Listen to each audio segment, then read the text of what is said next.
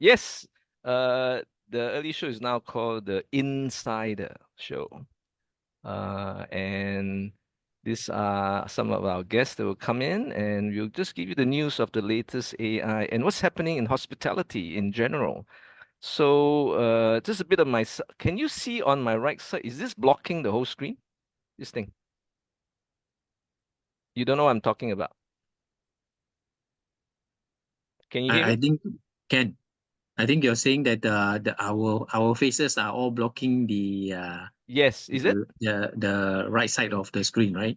Yes, it Yes. is. Okay, so just a bit of intro myself in just 1 minute. I'm known as the father of Asia firewalking. I can see here proof I got in fact they tell me I'm the world's first and only live firewalk charity show. It was with TVB and Tongma Charity. We raised 68 million. It was the most watched show in their history. They were shocked that I could train 10 celebrities, 5 men, 5 women. Here is the late Wong Jim, the host of the show, and they walk on 650 degrees Celsius fire. So if I can teach you how to walk on fire, I can teach you to walk on the moon, so to speak. So here is I do interview celebrities and tycoons and people like Air Asia boss. Actually, Only no, he resigned. He stepped down. Tony Fernandez, and on this side, I'm not sure you can see this. It's is this blocking? Is this blocking? Can you nope, see that my one can cuff? see. Ah, okay. So here you can see how young I was, and of course Jackie Chan and Michelle Yeoh is from Ipoh. Went to the same school as I did, which is St. Michael's. And on here is the incredible, the late Anita Mui. Of course, the late Anita Mui. So, and then Maria Cadero is Portuguese. In fact, she married my late wife's Brenda's cousin. So here I do this. I also do VIP. I've trained 250,000 students. I am also did Crazy Me at a late age in my life, past my retirement age. I started 3 AI startups: AI University, International AI Association, and Mosha, which is all about speaker bureau. So this is a bit of me, lah. Oh, sorry, I pressed the wrong button. Oh no. Okay. So a bit of my track record. We are headquarters in Hong Kong. These are some of our clients, and we actually got something called Dragon, which is our mascot. Is a dragon. Of course, the year of the dragon. That's why I chose Dragon. This is graphic design by a famous graphic designer. But in the future, this will be our mascot that will be talking to you in the Zoom chat, but not today. So a bit of I have a bestseller here. Have you heard of this book, guys? Hits in Bits by Jacob Tomsky. Have you heard of this? Anyone? No, No, huh? So I have a link to this, and it Axton can post a link if he finds it. I will. It's actually talks about. It's actually a very funny memoir about hotels and hustles and so-called hospitality. And he talks about the different weird things that happen in hotels. You know that the most things that happen is actually not in a museum, not in the police station, shopping mall, yes, but it's actually in hotels. It's anything that can happen in hotel has happened. And in Hong Kong, I don't want to say horrible things, but one of the most sad thing was in Mandarin Oriental, the late Leslie Cheung, you know, on the 16th floor on April mm, Fool's Day. So we thought it was an April Fool joke, but we lost one of the four or the original four heavenly kings. So everything happens in a hotel. I don't know why they use a hotel. Why don't they use somewhere else? Why don't you use the bridge or something? But these are some of the wonderful stories that is a bestseller. The link is there. I will not read to you, Scott. But what I do is in every show, I will talk about some bestseller and it'll be 10 takeaways. But today I'm not going to be doing that. It will be in the in the but if you have time, I may later do it. Let's see how well we do. So I'm going to introduce different concepts which will help you in your life. So I have something called the three words intro. I think Victor and Sunny has experienced this. Now, if you can introduce anything in just three words, you really understand the meaning of that topic. If you cannot crystallize your intro in three words, then it's way too complicated. So one of the first training when I do rebranding, when get you to rebrand yourself, and this is not just your image, your whole way you present yourself. I also teach you, my first thing I teach you is how to introduce yourself in three words. Now imagine Elon Musk or Bill Gates or Tim Cook, if you ask Elon Musk, give me a three-word intro of yourself, he's going to have a hard time because he is the founder of Tesla, he's the founder of SpaceX, he's the now the owner of X, previously Twitter. So what's he going to call himself in three words? I have no idea. I think it will, he founder of really three words, right? So for me, I describe myself in just three words. I'm the ineffable whisperer. It took me 10 years to find these three words, but when I found it gave me so much meaning and joy because I often say I'm a CEO and a celebrity whisperer, but I'm also other type of whisperer, people, the tycoons and celebrity whisper their secrets to me and success, and then I share with you all if they agree to it, if they allow me. Lah. So, but then I also do some more metaphysics and more healing stuff, which doesn't describe the CEO, right? So I thought the ineffable whisperer is the most apt word because ineffable means it's undescribable. And I tell you the joy of getting this slogan, especially my first job is a copywriter in Wonderman Thompson and later in Leo Burnett, Hong Kong.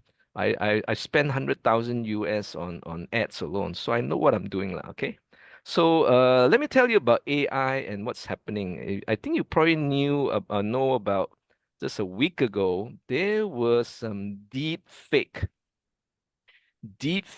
videos of our famous Taylor Swift.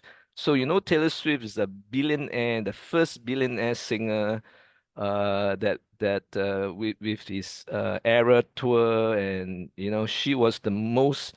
In fact, I think Time magazine called her the woman of the year or whatever. So, but guess what? She was targeted in deep fake. I obviously censored this because this is actually deep fake. And deep fake, you put someone's body and you put her face in it, and you cannot tell. It's so seamless. So as you know, her boyfriend is a famous, NFL, right? And so this all this uh porn, AI generated porn, and this actually becomes very important issue now where deepfake is used to shame women. It's called revenge porn. If you hate the girlfriend that dumped you, you put a revenge porn. And this is why when ChatGPT came out, I was very concerned about all these issues that just started to happen, that this will happen. In fact, 3 days ago, if you've seen the South China Morning Post or CNN or BBC, there's actually a report on uh on a scam. And this is what happened. You can just Google this finance senior person gave away 25 million US because the chief financial officer, CFO, told him so. So when he first got a message that he wants to transfer 25 million to a secret account, he already thought, oh, this must be fake.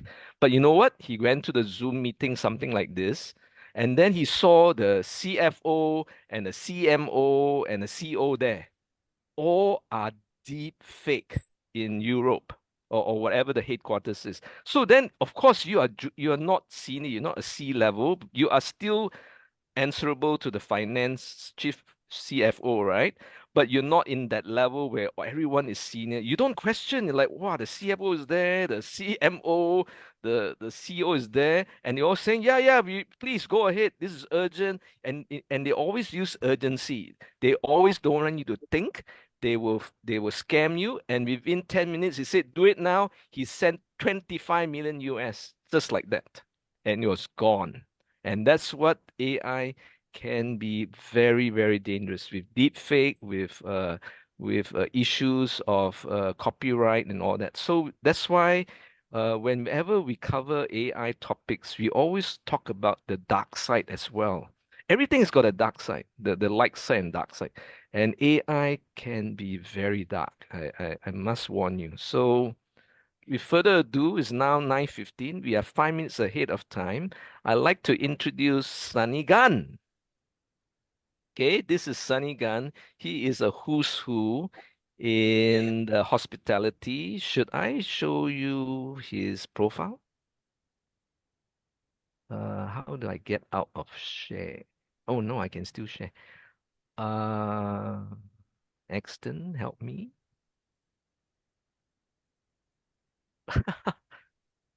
Is it this one? Okay. Wait, So in the meantime, everyone start to get ready because once we start the first guest, we will be very fast. This thing is blocking me. How do I? Oh, sorry, I can just stop. Okay, so here is. If you go to changeyou.group, you can see all the information there. So here we have our team. Victor, I'll introduce later. This is Sunny. Real quick, it'll just be a 15 seconds intro. So, Sunny Gan used to be the ex-GM of Swiss Garden, and This garden. he's got 30 years experience, and we have done bio for him. Oh, you come from Taiping, okay, and you're very young. Thank you. And yeah, and then I won't talk about your educational history, but you're definitely involved in some awards. You can see here is lots of awards, outstanding GM, Bajayat Tioman, Bahang Tourism, and you also do philanthropy and civic consciousness. So I think with further ado, your section is 15. I stopped sharing, I think. Uh, Yes, you did. yes, Yes, so you stop. so we are on time. So Sunny, I met you about uh, uh, just before COVID. That time That's we right. want to started some. That time I want to do a mega mall and even Virtual mall. virtual mall. Even before Metaverse came out, I'm way ahead of people, and because nowadays you can have a Metaverse, which is a virtual mall. So that Mm. time I was way ahead, but the ID did not do. In fact, there were few forced startups for me, lah. So it was one of them is the Mega Mall. The second one was Metaverse. I want to do I spent a lot of money learning Metaverse, trying to do a job fair and trying to do a virtual art gallery for my artist friend. And when ChatGPT came out in November 30th, I go like, hang on. And you know what? Of course, when I first started, I was very skeptical. I hated it. I thought it would take away my copywriting job, or just like everyone, fear always kicks in first. It's not the hope. It's the fear. It's like, huh? So I'm like any human. I thought this gonna destroy me. And then I even wrote an article. There are 15 ways why ChatGPT will not replace you. And you know what? 3 weeks after that, I retract my statement because every single statement is not true. So I still keep the article there just to show you that I moved from one of the biggest skeptic ever to a pro AI. So there are people that are anti AI, by the way, and there are other people that think that AI will destroy the world. There are 10% chance, right? But is it the biggest invention of all time, like the printing press, like the internet? I would say yes. because this affects. And oh, then I got into crypto. I think Victor can probably tell you wonderful stories, right? About investing in crypto. I went to Web3. Web3 is different from Web 3.0. Web 3.0 is the internet. Web 3 is to do with crypto and blockchain and decentralization. Web 3.0 is actually the internet. Of course, AI is in the internet lah. So without further ado, Sunny. So Sunny, first question is about crisis management and leadership. Mm-hmm. So, with your extensive experience managing crises such as the 1998 Asian financial crisis, the 2004 tsunami in Mauritius, and the 2020 COVID pandemic. So, what key leadership Oh, I'd like to and add one more. Lahad Datu incursion. I was in Sandakan at that time. Right you mean smack that one that that Lahad Datu, the the Lahat, the Abu famous Sayyaf. you were Abu part of Sayyaf, that? I was in Sandakan. Wow. I mean, it So was in the news. It you was can in the news. imagine, I mean the blockage, the army moving around in town. Wow. Were you in charge of the hotel or something? Yes, I was the GM in Sabah Hotel. Wow, you have many stories to tell. So anyway, Yeah. besides that, what Yeah. key leadership and crisis management lessons have you learned, and have these Okay. experiences shaped your approach Mm. to managing hospitality operations? First and foremost, 3 Cs.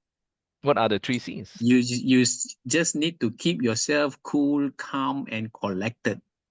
Number one. Number two, stay focused.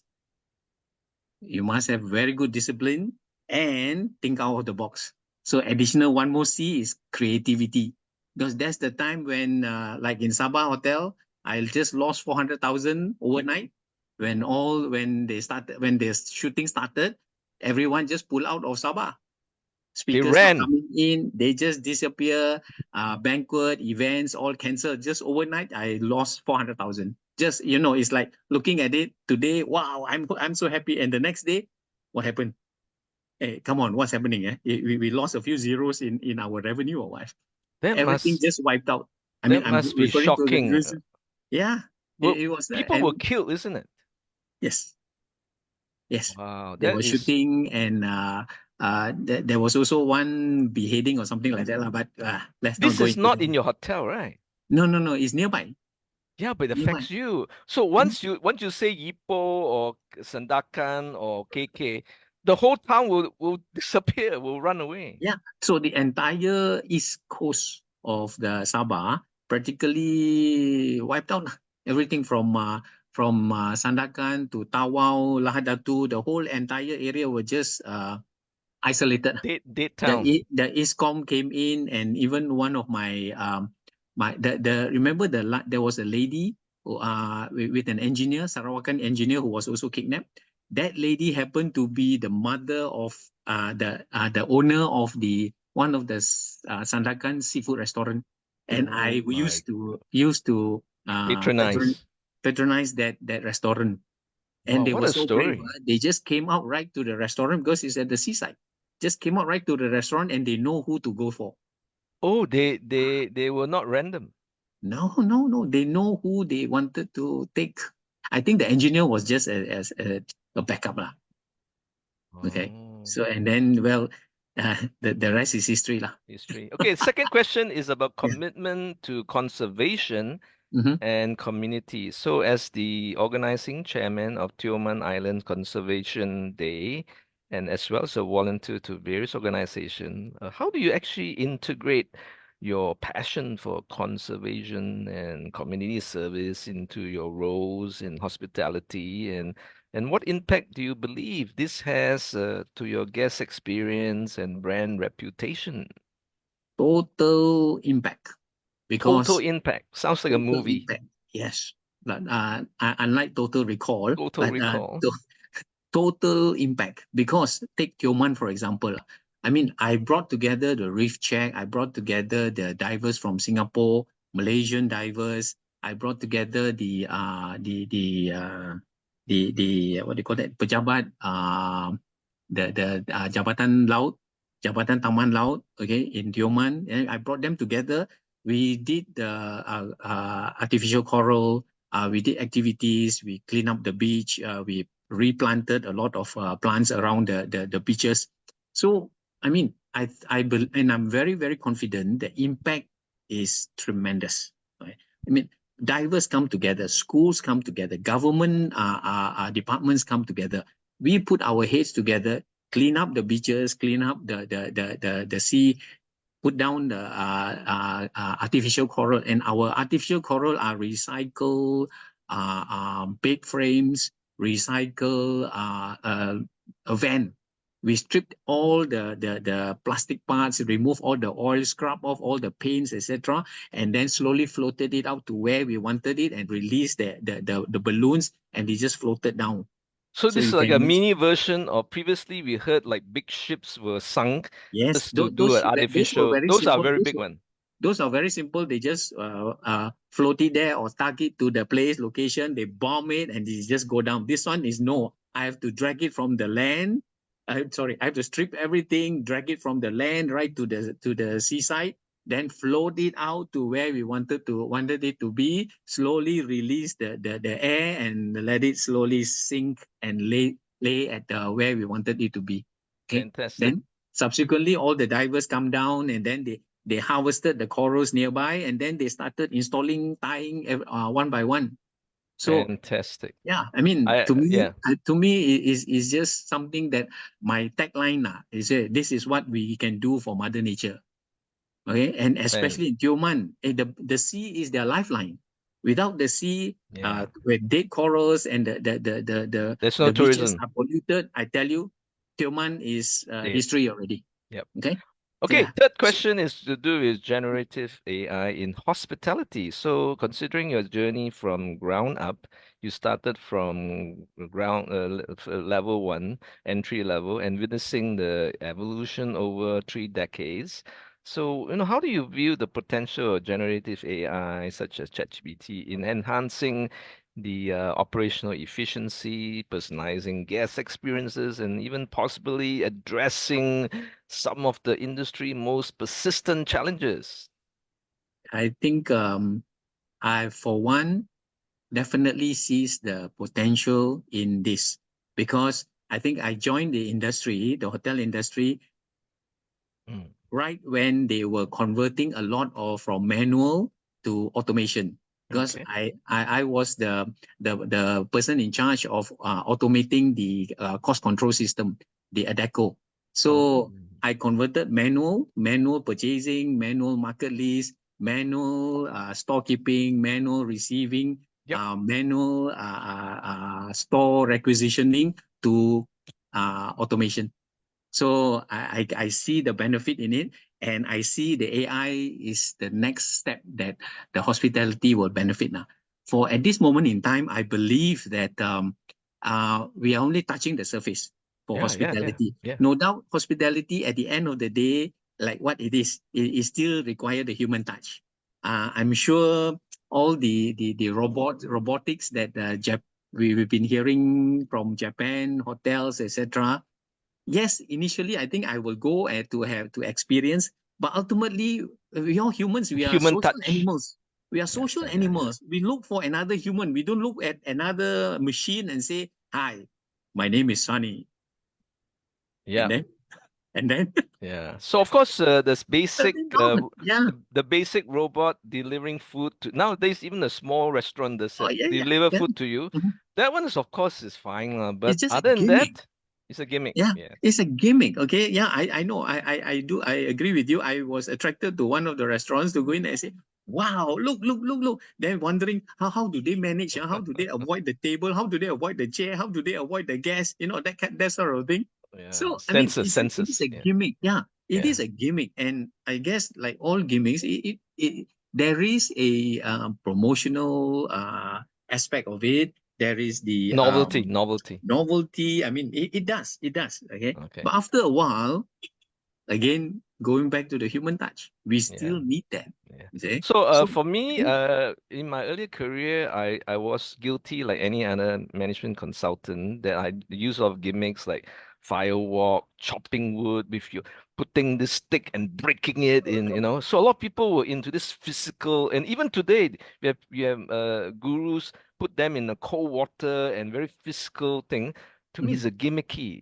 That's why I don't do any more gimmicks, and I now talk from the heart because gimmicks only last for 1 year. After that, people no more interested. They want the latest thing. So Yeah. actually, without further ado, Victor's coming next. So famous Okay. last words in 10 seconds. Summary. AI is the way to go. Oh, wow. Okay. So I always say if AI makes you 10 times better, faster, Yeah. it's I cleverer. still remember your words, okay? AI will not replace you, but a person with AI skills will replace you. That's right. Yeah. So Victor that's why Fu. a Uh, person will still is still required. so Victor Fu, I will not Thank you. open. I will thank everyone goes. Yay! Sonny Gan. Wow, such great stories. And now we go to Victor Fu. I will not open the PowerPoint because I know Victor by heart. We go back quite like 10 years or something, and that time was training.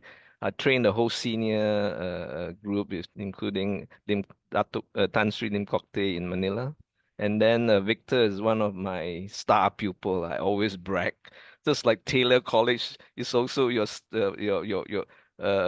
a masters, and he is also very famous in Taylor's as the master, as the first batch, right? So Yeah. Victor Fu ran the biggest hotel in the world in Genting, and you have to be somebody to run the biggest hotel in the world, and with a laundry system and all that. So Victor, first question: leadership and innovation. With 40 years of experience in hospitality and serving as the longest vice president in the world's largest hotel. So, what leadership principles have guided you through the evolution of the industry, and how have you fostered innovation within your teams in Resort World Genting? Victor. Yeah, Robren, thanks for introducing me to the chat group. Um, Bay, well, I think I believe in three core values in the industry. Yeah, it's the people and the system and the consistency. First and foremost, the team has to be there and ready to deliver what they're supposed to deliver. Second one is the SOPs, the systems that must be in place so that whenever people leave and come, there'll be continuity to move on. And thirdly, which is the most hardest, is consistency because people change, people move, and you got to make sure that deliverables are always consistently given to the customers or what's supposed to be delivered. So no one Right? is indispensable. Nobody is dispensable in this world. Okay, tomorrow we are replaceable. All right, no one is dispensable. Number two, All right. achieving Forbes ratings under your leadership. Genting Grand and Maxim's Hotel became the first Forbes rated hotels in Malaysia in 2018. So can you share some of the strategies and standards, your secrets lah, Okay. about Okay. how you did that, this prestigious recognition? The recognition is actually one of the is best renowned in the world. I think everybody doing it who are in the industry would know it. Um, Forbes established very stringent benchmarks, and they have got a criteria when they do judging. And most of the time, when they do the judging, is all secret shoppers and not known to us. Mystery, yeah, mystery. Yeah, mystery shoppers. And the main criteria, I'm not able to divulge the whole criteria of how they judge, though I have the whole template. I know how they Oh, judge. you But oh you basically, it covers three do. areas. Yeah, Okay. it covers three areas. First and foremost is the product offerings. Of course, you must meet with the basic standards. Everybody can have the same best products or 5-star or 6-star products compared to one another. The other one is basically the service level. Um, the level of service in terms of for the moment of entry, for the moment that the guest arrives to the property until the moment they leave. In between, what are the experience that they have in between it in the restaurants, in the rooms, in the theme parks or the casino. So what happens is basically service is not just SOP that the staff are supposed to deliver. It is basically more of what Forbes looks for is anticipation. How do you read the body language of people? how do you preempt what they're looking for? You know, when people are looking around from the table, I might just be looking up and looking around. They must have the eye contact to capture that and approach the customer and tell them, can I help you? Is there anything that you need? So these are little things that delights customer beyond what is expected than just a plate of dish or a drink that is well done or well concocted as well. So I think the toughest being is to consistently train the staff, and I'm glad that the team that we had in Genting was one of the best. They are committed, and we have to undergo numerous amount of training to make sure that it's consistent, that everybody toes the line, everybody delivers what they're supposed to deliver, right? So kudos to the team. I was with them then, and first in Malaysia, and I think they've escalated from 4-star to 5-star Forbes rating already for Crockford's, and Crawford, getting sir. quite well. Yeah, Crockford's was a 4-star rating. Wow. All right. Okay. Last question again is to do with generative AI in hospitality. Given your profound understanding of hospitality, and how do you actually perceive the role of generative AI in transforming hotel operations and guest experiences and service personalization? Are there any specific areas within hotel management where you see AI having the most significant impact? Where generative AI is concerned, I think it's got lots more room for improvement of how we can move forward in the future. Yeah. Let's start with basic. When the industry started with CRM, Yep. it is basically accumulation of data on guest data and profiles that you have with you. And it's so much is if you have 1,000 customers, then you have 1,000 database of what the customers likes and dislikes. So where you put generative AI into the picture, it helps to analyze further on what the population or what the other global web is talking about. How else can you enhance further information added on with your current database to give you a more comprehensive analytical tool to further offer what you can offer?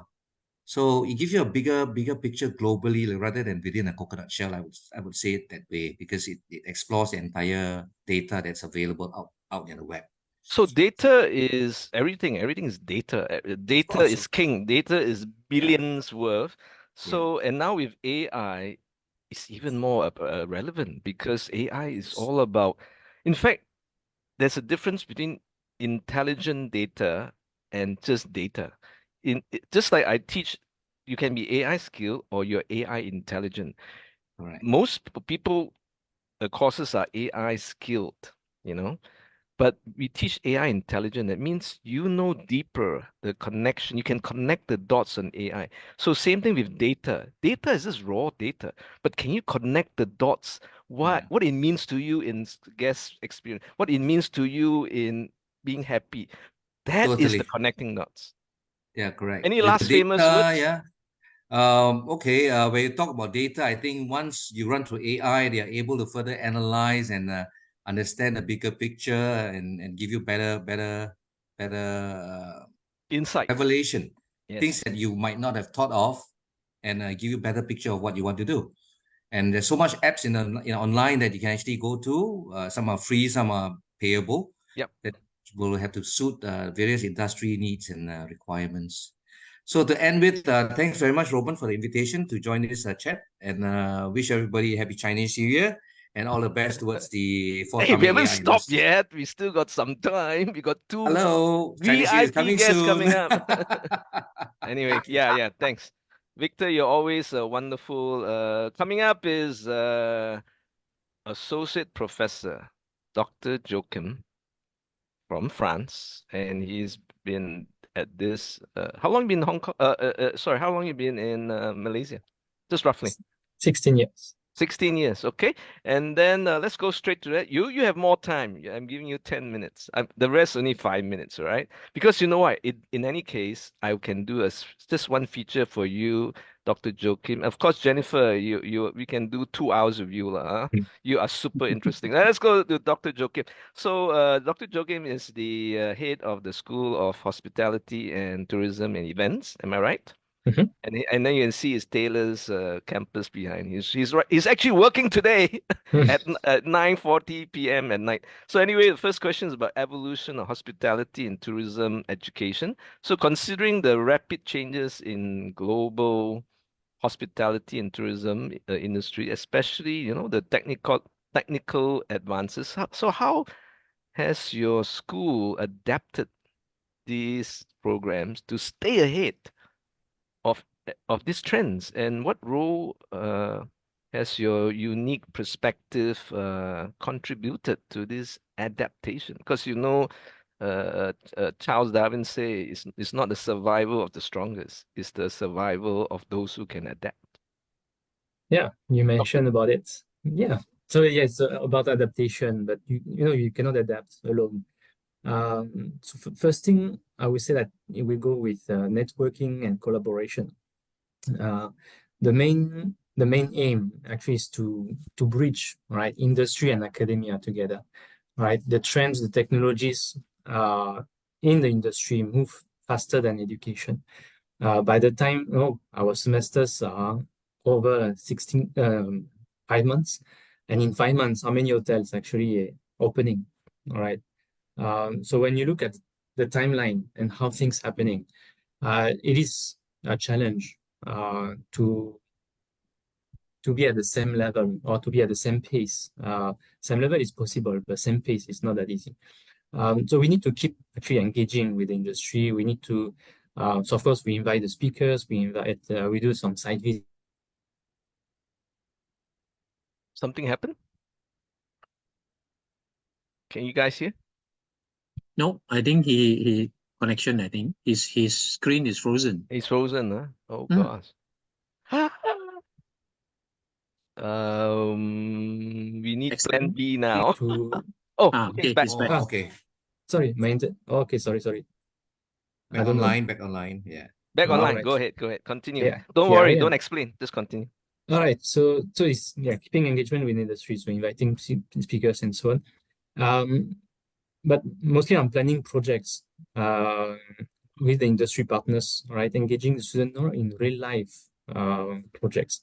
Working directly with the hotels or the restaurants or tourism agencies, event organizers. By the fact of working with them, doing projects at a real time, real moment, then the student will be able to have a very particular learning experience. Right, so we do have a partnership with different stakeholders that will help actually to get the latest technologies. We talk about the POS, we talk about robots, we talk about software, so even the hardware. So those partnerships, right, allow us to stay ahead of time and alert of what's happening. Another one is on the technology integration. So similarly, through the partnership with the industry, we need to be able to integrate, right, all the latest technologies or the trends in the teaching, and of course the learning experience, right? So we need to let go the old skills and knowledge and integrate innovation and creativity, right? And the last one is what you mentioned earlier, Robren, is adapting. All right, in our case, we need to adapt the curriculum. And the focus is no longer, all right, on the specific knowledge, right, or a discipline. It's mostly on developing capabilities, all right, and attaining them. What we aim to do is looking at communication, critical thinking, decision making, right, and so on, and looking actually how this can be applied within the hospitality or tourism context. So we need to be able to develop all those skills and to have sufficient flexibility. So we need to have a flexible curriculum, strict enough, right, to follow the rules given by the ministry, but also flexible enough to allow projects, to allow freedom on content delivery or assessment, and all this to be managed within, right, the quality framework expected. So the main objective doing all that is to offer unique learning experience, right, to the students, because I mean they are the future professionals, right? So as soon as they are well equipped, this is where they can act and have a better impact in the industry. So talking about my role, my role is I'm a facilitator, I will say, right? I'm bridging, right, academia and the industry. And we learn along the way. And the fastest we are and the best we are in adapting, then the best it is for the students. Fantastic. So you mentioned impact just now. So what's the impact of cross-cultural experiences? In what ways have your cross-cultural experiences, I mean, you're from Europe and France, and you're coming to Asia. So what, both personally and even professionally, how does that enrich your learning environment for your students in Taylor's University? Oh, okay. Big topic, big topic. Yeah. I 2 have 1 minutes. hour, right? Oh, sorry. No, 2 minutes for each of your 5 questions. Same with Jennifer. No, seriously, we have time. Today's Yeah, just the no, first step. it's I just a will give joke. you a full feature, I promise you, later. Just you, and only No Jennifer, and worries. only Victor, okay? Don't So worry. 2 minutes It's for each question. just a quick story. I came 16 years ago in Malaysia, and coming from France, then they told me, I was okay, you are French, you're going to teach wine. So being French, this uh, allow me to bring credibility and trust at first, right? And I have to say that my English 16 years ago was not as good as today, even though I still have some some pronunciation Frenchy. Right. So, but through my experience, all right, I learned about the tolerance, the patience, the strategies, right, understanding the student better in the Asian context. Knowing that they are quite competitive, so you always try to find ways to make them uh, seek for better results, right? What they could do. That's quite interesting. How much you can push them by understanding what I can bring and what I can do. And I would say you mentioned about I come from France, and this background will help me to develop throughout my career is to be much more experiential, to bring more discussions right during the learning. This was a shock a bit during the studies, and so the fact of changing these teaching methods makes, of course, the learning a little bit more difficult. But yeah, actually, many students thanked me for changing the habits or the learning habits, and yeah, so that was my cross-cultural. So you added some French flavor to the whole cross-cultural experience. Third question is regarding challenges and rewards. So reflecting on your amazing journey. So what have been some of your most significant challenges and rewards on leading the School of Hospitality Tourism events as someone who, bridges the Malaysian culture with your very own? Mm. At first, in terms of challenges was the diversity. It's not easy to deal with different cultures and different way of working. So we need to adapt, right, while fulfilling the need of the school and the university. So this was one of the challenge. Another one is on the students' expectations and the learning trends. They are much more difficult, right? It is much more difficult to adapt to the newer generation. They are fed with social media and internet, right? They have access to a big number of information, and they are from very different background, all right? So it is a challenge to adapt to the new generation. I will say in terms of rewards, the fact of being able to adapt the curriculum and to see actually what the student can do and what they can become, it is a reward by itself. And to see the high quality or higher quality, I'm not so sure. And I'm very happy to see that the team is very happy to work with me. So yeah, it's kind of a reward. Fantastic. So the fourth one is again about AI, because it is the sexiest, most important topic is the game changer. So and incorporating this generative AI into your curriculum. So with the growing importance of technology in every single field, how does Taylor's University plan to integrate your generative AI into your master's courses, particularly with the School of Hospitality, Tourism and Events, and what opportunities do you foresee this bringing to your students and industry at large? Mm. So I look at it from two different perspectives. First one is students, right? They are driven by um, meaningful learning experience, important results, immersive, right, experience, and the feeling of self-achievement. The industry is driven, no, the key performance, the team dynamics, and talking about innovations, brand image. All right, so creating meaningful projects actually, and with tangible results, that's very important.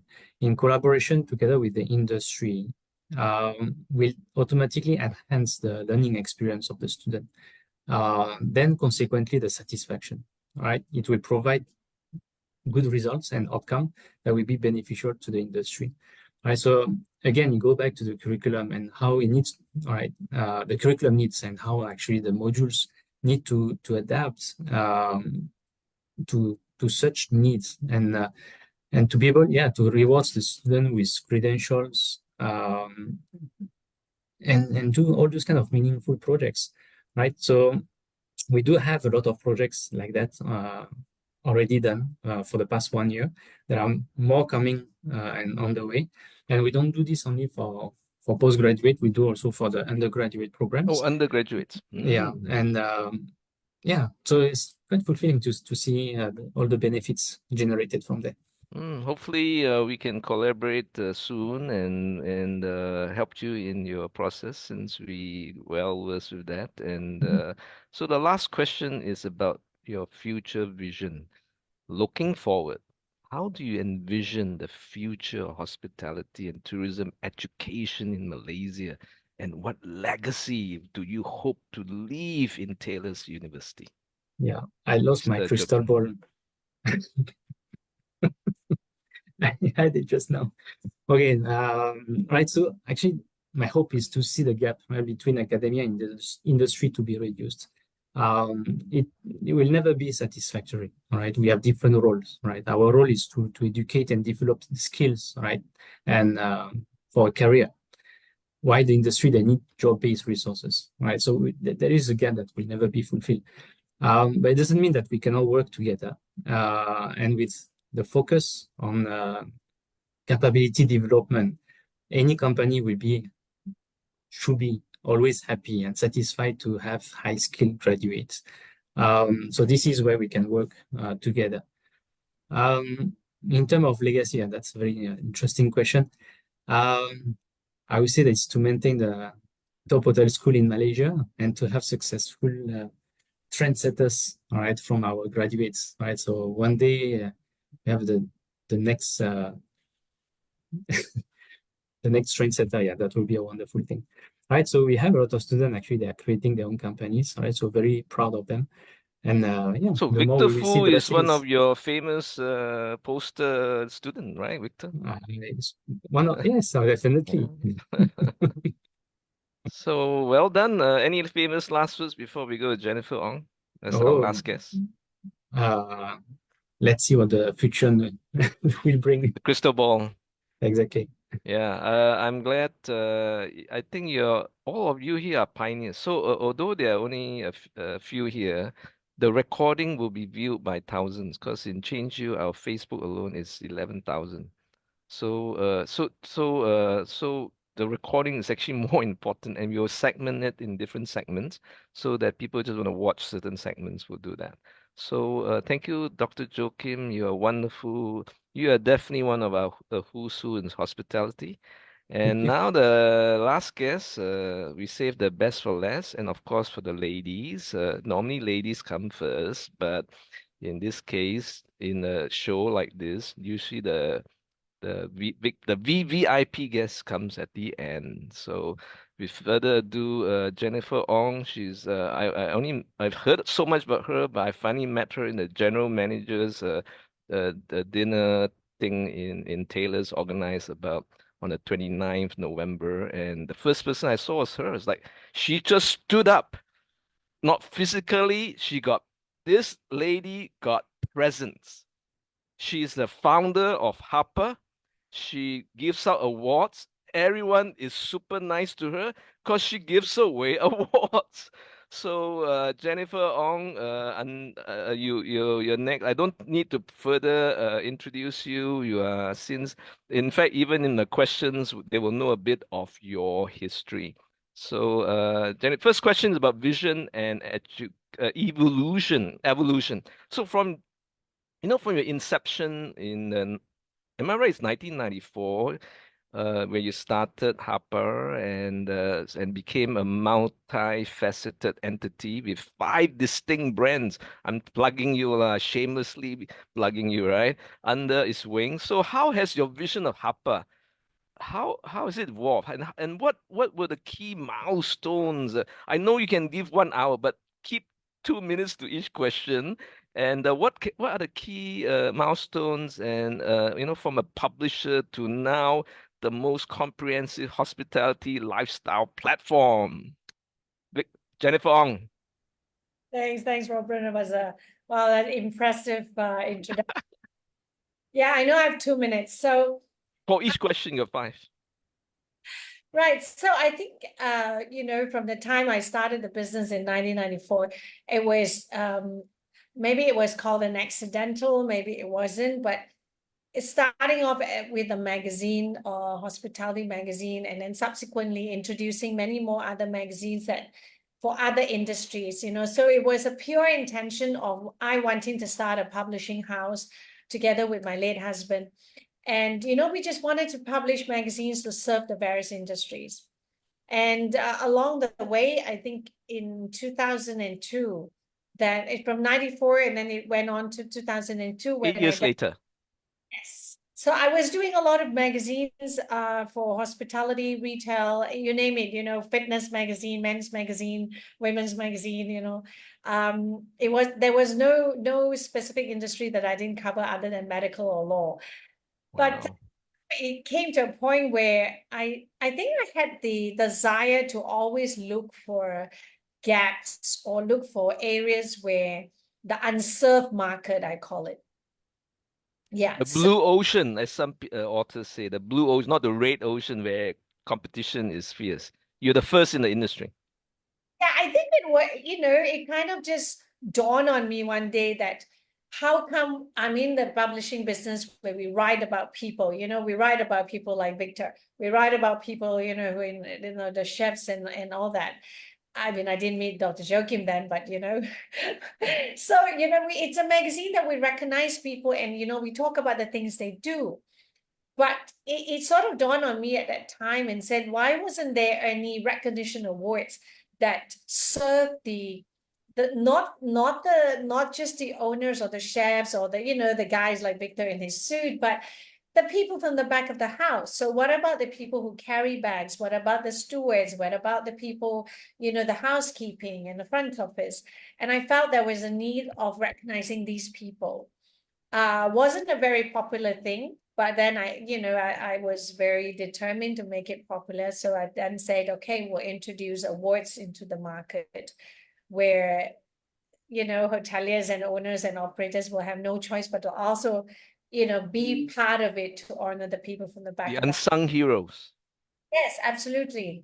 So, the business kind of evolved from a media side to the award side. And then it then went into the event side, because then people started coming to us and said, look, if you can organize your awards, why can't you organize our events? And I thought, yeah, okay, why not? Just jump into it. Again, it was an area where I looked for an area that unserved market. So I kind of focus on events that requires event companies to ensure that the dining experience is good, the service is good, not just the front part of the event. So that market was an unserved market, and that's where we went into. And then we continued to evolve, and we went into training because there was a need for, elevating the service level, because if not, it impacts my awards, because then who are we awarding, if the service standards is not up. So then we saw there was again an issue with service excellence, maintaining what I think the gentleman here have shared. I think consistency is the key in hospitality. Correct. we introduced the training part to help the industry to gain the consistency in the service. Yeah. So So that evolution that so yeah. so connecting to that, what we were saying in the first question, what challenges and triumphs leading HAPA through, those various industry transformation over 2 decades since 1994. This is your 20th year, and so what are some of the most significant challenges you face, and how did this experiences shape the direction and the ethos of HAPA Group? Well, I mean, it was tough. It was a tough journey, Robren. It was tough. We're As a faced. woman, or just anybody? Was it hard also as a woman entrepreneur, or it's not even an issue with you? Well, back then, maybe I would think it was an issue. Not, not so much now because I've evolved. I've learned. I mean, I've been in now the business for 30 years, and What? I've You started when you're 12 years old. You're so young. Anyway, I just have to do that. yeah. So it was tough. I think at that point, not so much. I didn't look at it as a gender Issue. yes, but it was more the business because we had, the ups and downs. We had so many crises. We had to, we expanded, we overexpanded, and then, we had to find our way. It's just like the entire 30 years. It's just like if somebody were, a music composer and you compose a song, you're always figuring out the right notes and then you get it wrong and then you do it again and you get it wrong and do it again. So with the evolution, it was also tough because we needed, every time we evolve, we needed to buy the belief again. We needed to introduce a new belief that people would believe and support us, would know that, yes, this is what it is, this is what we need. So every time going out with a new idea and a new innovation, and convincing the industry to buy in, that was tough, and every division that we introduce or every pillar we introduce does generate income for us to be sustainable. So I think the part that was really one of the toughest is being sustainable and being relevant in the industry and still being desirable. Like, people still want to do business with you. People can trust your brand. People know you're right. You're doing this for a purpose. And because like the awards, we don't sell the awards, so it's financially, you got to really make it sustainable, and that people continue to believe the awards is necessary, and the awards is something that people want. I mean, at the end of the day, how many Michelin guide is there, or Michelin star awards are there, but we create our own and we make it into a very purposeful and very meaningful award. So has it been tough? Yeah, it's been really darn tough. And I guess now, this year is our 30th anniversary. So I think the other tough part is also what's next. What's new and what's next. Yeah, you've been in the industry for 30 years. Yeah, okay. Been Yeah, there, done that. but the industry people are always out to look for more. Like, what else is new? There's so many competitors and competition. So I think the ethos of the company, we've come to a stage where we do things with a meaning, we do things with a purpose, and we create value. And the value of the company that would then be aligned with the people that we do business with. We can't do business with everybody. Not everyone will want to do business with us, and it's okay. So I think my entire thinking and mindset and philosophy and everything else has changed, and I know I cannot serve the entire market, and I know that I will not be and I cannot say that, oh, everybody needs to do business with me, or everybody needs to have the awards. No, not everybody will need to, but there will be people who would require it and who would see the value and the benefit in it. And those are the people we do business with. So you talk about the impact of awards again, and HAPA Awards have been the cornerstone of recognizing excellence in the hospitality industry. So how do you believe these awards have influenced the standards and aspirations within the Asian hospitality sector? And what is actually your process of ensuring again, the word relevant and when being prestigious. The third question. Well, I think in the first place, because when I first created the award, I wanted it to be of international standard. So I looked at how, what were the awards that people were looking at that had, that had value, that had meaning. And having the concept of a mystery judge is very important. We've been doing the awards now for 21 years, 22 years coming, and we've maintained that all the judging are done based on a mystery basis. We have mystery shoppers. We used to send 3 mystery shoppers per nominee, but now we do 2. And it's very, very it's detailed. The judges have a hard time. It's a hard job. I mean, they really need to go through the criteria, and they need to do the interviews. They need to do the food tasting. So it's not at all a voting process. It's not an awards where you can buy, because we have 2 sets of judges from the industry and corporate, and now us being in collaboration with Taylor's University also uplifts the credibility and the seriousness of us wanting to to make sure that we introduce a benchmark that would be relevant and also of international standards. So how would the awards elevate the industry? Is that, well, when people participate, they participate because they want to win, but not everybody will win. Not everybody will get through to the benchmark. So they continue to strive and they continue to do better.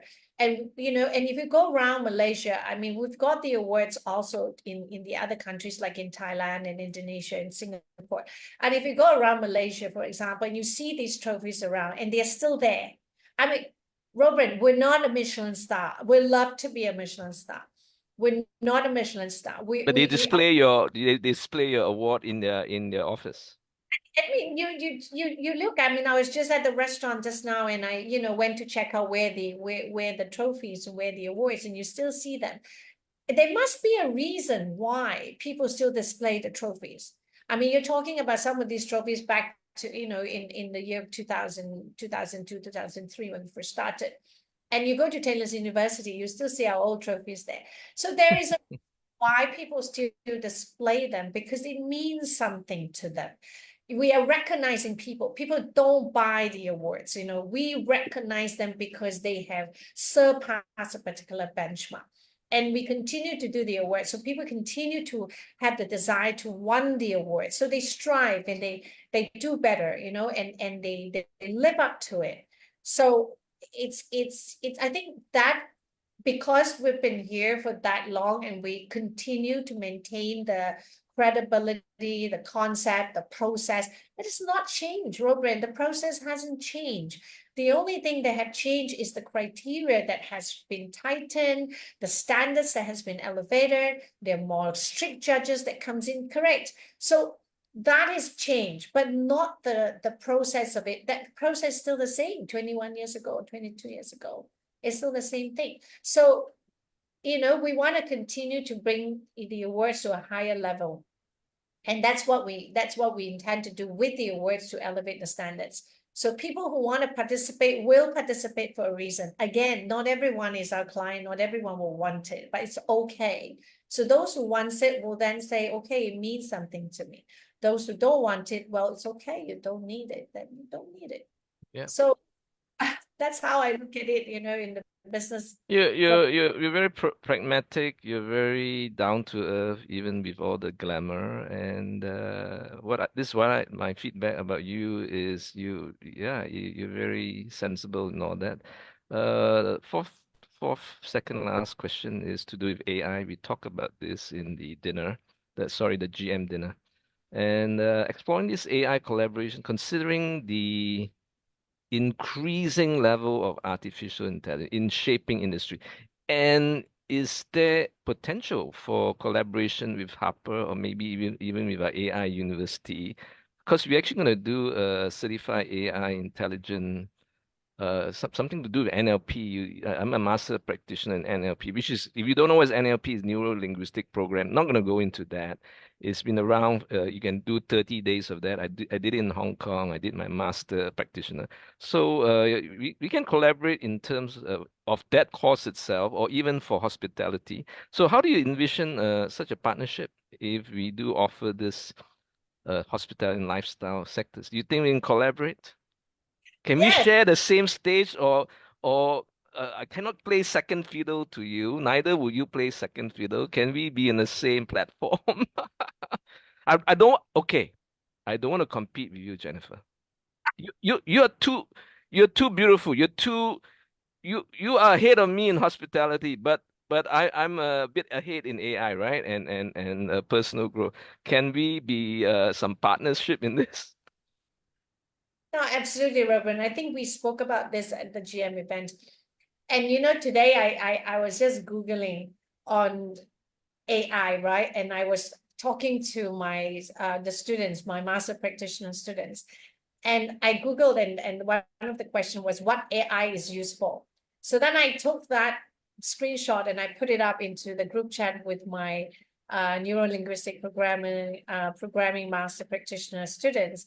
And I said, look into this and tell me, what do you see? What is the resemblance between Neuralink and between NLP and AI, right? And the last sentence that really then confirmed that the AI, the way the AI is used for and the way the mind operates is exactly the same, right?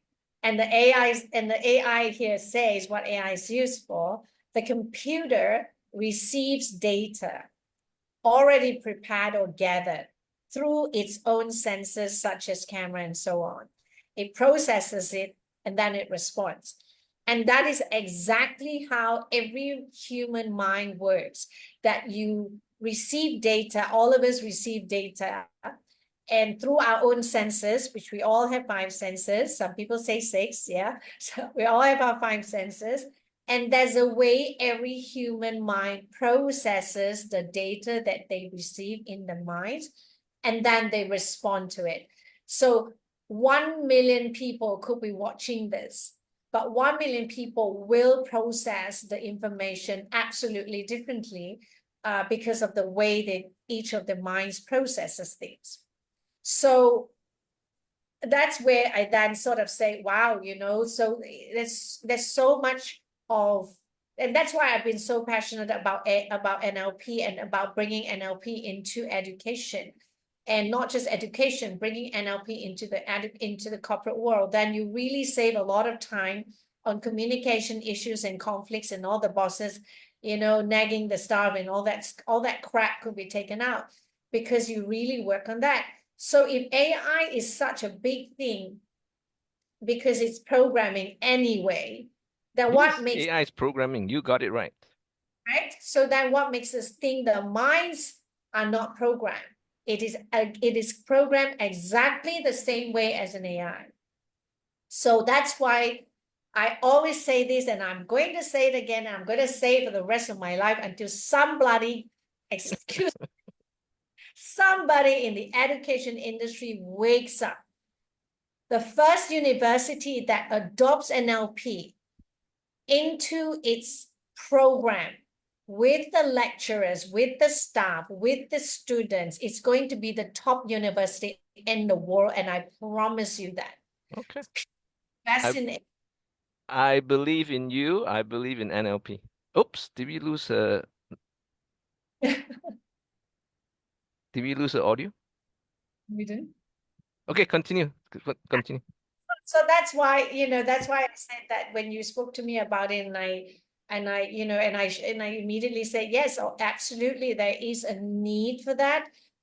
Imagine the same thing applies in a university context, in a hotel context. Imagine a hotel that adopts AI and adopts NLP. That hotel will be the top hotel with the least staff, with the least problem. The GMs can sleep and go on holidays because it is a programming, and that's what it is. So if people can look into AI, so it's such a big thing, you know, people blow it off and, you know, invest in it without, I can tell you maybe more than 50% of us don't even know what AI really means and how AI really works. But because it's such a big thing in the market that people want to talk about it and they want to have it, it's the same thing about NLP. So that's why having AI and NLP introduced as a program for the corporate world, for the hospitality industry, you know, for the education, whatever you call it, is definitely the right way. It's the right way. It should have been the way to go ahead, you know. Jennifer, I'm not only echo and second that, I actually have crystallized my, I'm not young, right? I got my 40 years of since 1981, whatever, 42 years experience. I have my own incredible principles and I will share with you and we will develop something together. Can we do that? Obviously, we can talk, you and I can forget the whole world. We can talk about this forever. I definitely want to do a separate show with you, a separate thing, because we're running past time as I suspected. That's why I put you last. But never mind, we're not an hour show. So we still got one last question for you. Okay. Don't worry. I'm the host. I can do anything I want. So the last question is really about the future hospitality and F&B. So with the rapid changes in consumer behavior and technological advances, what trends do you foresee? Oh, actually, I got 6 questions for you. Oh my God. So any people, anyway, we will cut and slice. So we got 2 more questions. I just realized that so what trends do you foresee that will dominate hospitality and F&B in the next decade, the next 10 years? And how is HAPA positioning itself to lead, to support these shifts? Second last question. Yeah, you know, you talk about trends, right? It's just very, you know, trends are just so personal. It's all created and it's all the hype. And these trends, of course, we know the hype comes, the hype goes. You know, honestly, is there really a trend? Or is it just a creation of a trend that people, you know, label it as? So I think F&B, you know, whether it's hospitality and F&B, I think hospitality in terms of hotels, if hotels can really focus on service, the experience, whatever it is, the whole experience, whether the guest is coming in just for a cup of tea or coming in to stay or coming in to have dinner or coming in to do an event, doesn't matter. If they can just put their resources and their focus into just guest experience. Just imagine every single guest that walks in is your best friend, is your parents or whoever it may be, that you want to be able to make sure they have the greatest experience, right? And everyone treats everybody like as if, you know, we're all living in the same house. We just want to create that experience for everyone. I think if hospitality or tourism or even retail business, right? People walking into a shoe shop or walking into a clothes shop or to a handbag shop, whatever it may be, and you just focus on getting it right. That's it. Don't worry about the rest, because when you get the guest experience right, everything else falls into play. That's really, is that simple, but yet we're dealing with people, correct, Victor? So how do you get the people to perform at that level where they really give service from the heart? Well, in the first place, you need to understand how people's minds work. If you don't know how their minds work, they're not going to give you the best service. So I think, you know, even in F&B, you can talk about, you know, Spanish food and Japanese food and whatever, right? How many times of Japanese food can you eat in a day or in a week? How many, you know, rounds of Spanish food? People don't go to restaurant because it's a trend. People go to restaurant because, you know, this is a restaurant that's talked about. Food is good, service is great. And then you go on and you go more and more and more. So I think if you ask me what's the trend in F&B and hospitality, I would just tell you, just focus on getting the service right. Just focus on getting the experience right. Because you can have the best chef and the best food, but your service sucks. It's not experience. Fantastic. Last question is, you know, you are definitely a role model uh, not just gender, women, just a person. You incredible energy. You're infectious. You're contagious. More contagious than COVID-19. Never mind. So, what's your advice to aspiring entrepreneurs drawing from your extensive experience and building and evolving? You're like Madonna, you're keeping changing and your whole thing. And what advice would you give these aspiring entrepreneurs looking to leave their mark in the hospitality, so competitive and lifestyle industry? So competitive in Asia, right? So your advice, your role model, as a role model. Interesting. I was just talking about it at dinner. I think one of the areas that entrepreneurs, in my opinion, should really look into is question yourself in terms of your belief.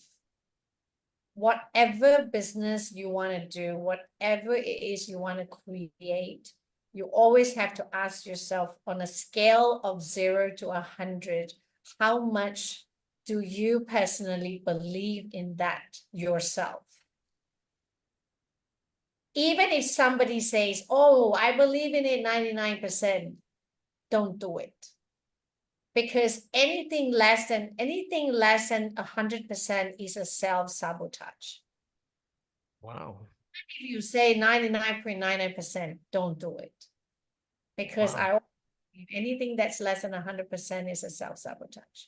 Because if you have anything that's less than 100%, you are giving yourself room for someone to come in and destroy your dream. Because that someone will say, oh, it wouldn't work. Oh, you know what? They are not going to take your awards. Oh, you know what? They're not going to buy your program. Oh, you know what? They're not going to do that. Oh, you're opening a hotel. There are too many hotels. The problem with human beings is we don't know how to encourage other people's dreams. We always find ways to tell people how things will not work because of our own past experience. That we always have past experiences that we fail or things that don't work for us. And then, without asking people permission, we are so generous in sharing our past experience of things that don't work and share with people. Guess what? You know what? It didn't work for me, so it wouldn't work for you. And again, because that's why I go on this basis of, you must know how your mind works. Because if you don't, then you're going to be absorbing all these Negativity. generous sharing from other people, and then you suddenly wear that onto yourself and made it into your own belief system. So I think in business, you really need to know if you're not 100% certain. There is no certainty. There's no 100% certainty in the belief that you have with whatever you're doing. Either fix it, go find a way to set your belief to 100%, or just don't do it. Yeah. Wow. What 30, yours is 30 minutes already, and I will not fault you. Yeah, it's 30 minutes. I retiming it, and I purposely did not want to interrupt you. We definitely, Jennifer, we need a separate show for you. Whatever, 1, 2 hours for you. And I find that you're an incredible philosopher. You're like an incredible thinker. You're ahead of time. You're a trendsetter. You are vivacious. You're so passionate. It rubs off on you. We need more people like you. There's so few like you that can put fire in the belly in an old guy like me, right? So you speak your truth. You walk your talk. I'm almost thinking you're like a great seafood and philosopher. So I would love to work with you in any capacity, you name it. I just want to work with you. So for me, it's yun fan, right? In Chinese, we call it the chemistry. So for me, it's chemistry is everything. So you can be the most famous guy, but I don't want to work with you. I want to work with Donald Trump, Jennifer, you're always charming. You're the first guy, person I saw in the GM thing, beside Professor Nethy. Yeah. And what? How do you pronounce his name? Right, Professor Nitya. Nitya, and you, the first two, of course, Victor as well. And you just shine out. You are a shining star. You are a shooting star. You're incredible. So you are a rare diamond, and you're not a diamond in the rough. You are so smooth. Thank you, Can Robert. I be your PR agent? Anyway, thanks, guys. Go back and do a proposal to have an AI program of, Let's do that. and then you just program everything, Dr. Joe. Let's do that. So thank you, Jennifer. Thank you, Prof. Dr. Joaquim, Victor Foo, and Sunny. My If pleasure. any last words, I'm gonna end it. And it's a live recording. Like I said, the recording will be viewed 1,000 more than this group. So, and it's just the first step. I really needed to do my first episode, season 1. So, it is. I'm really touched that you honored to come and to grace this event. It's just a little small start, but it's a giant leap for us. So this is the start of many things, and I will definitely will do more features and stuff, and come take a camera and go around with you, you know. So thank you for incredible industry leaders from Taylor's and education, Dr. Joaquim and the incredible Jennifer, Victor Foo. Victor Foo, my God, the most popular GM guy around. I go, everyone knows him. Everyone loves Victor. It's like, wow, this guy, I put in Facebook or whatever, or LinkedIn, I get 5 likes. He get 500, not likes, comments. And Sunny. So I'm glad we have an incredible team. It's about who. That's why I start Who's Who, Moshe, and it's about people. It's always people. It's not AI. It's just a tool. You and I are the product. The tool just make us better, much better. Yes, I'm a better copywriter now. Seriously, I didn't think I would say that, but I'm 10 times better copywriter now. Recently I did the whole thing on Joey Up's book. I used ChatGPT. I came up with the 12 signs in one button, and I then analyzed the chart, and I did all the things which even Joey Up did not do, all by ChatGPT. It's AI. It can help change yourself. So thank you. Last words is open thing. Anyone can say anything, say whatever you want for the next few minutes. Just say. I will keep quiet. Thanks, Robin, for the invitation. And I think it's been a pleasure talking to all of you guys. As much as we share experiences, one doesn't stop learning. And we never fail to learn. The more you learn, the more you don't know. Okay. The more you know, the more you don't know. So right. we never stop learning. And thanks for sharing all your views, every one of you. I've learned a bit while I able to share. Have a great new year ahead. Thanks, guys. Sunny? Hey, 恭喜发财，恭喜发财. That's the most important thing now. Hey, crazy, huh? Everyone say, Robren, you're crazy, cheesing. 4 days before Chinese, 3 days before Chinese. You Uncle Rod, well, you're crazy. You do such thing, no one will come through, only you. But the recording will be seen by thousands later. Sunny. Okay. Yeah, I reiterate the words. AI will not replace you. A person with AI skills will replace you. Let me go further. I've now revised it. Is someone with AI intelligence? Because AI intelligence is like way, knowledge and wisdom. Yes, wisdom. Able to connect the dots. Dr. Joaquim. No, just a big thank you, of course, for the invitation. And it was a real pleasure actually to listen to everyone. I wish we couldn't count 2 minutes, right? And time will be just infinite, right? It's just a real pleasure to listen to everyone. And looking forward to the different episodes and so on. Thanks again, Robren, for the invitation. And Jennifer, last words. All right, thank you so much for doing this. Every good thing always starts with the first step. So this is really amazing. And, being in this first episode and with all this Season 1. and yeah, it's really, really good. And of course, wishing everybody a great year ahead. And I think there's one thing that I always tell my coaching clients and say that, in life, what you don't know, right? So it's fine. But the question will come is what happens is when you know and you don't do anything about it. There are always consequences. So I always tell them, knowledge is power.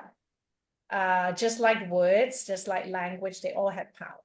So people will always go out there and say they want to seek knowledge. They want to listen to podcasts. They want to read and they want to attend classes because they want knowledge. But what people need to start realizing is that before you got that knowledge and you don't know the thing, it's fine. But after you get the knowledge and you don't do anything about it, there are always consequences.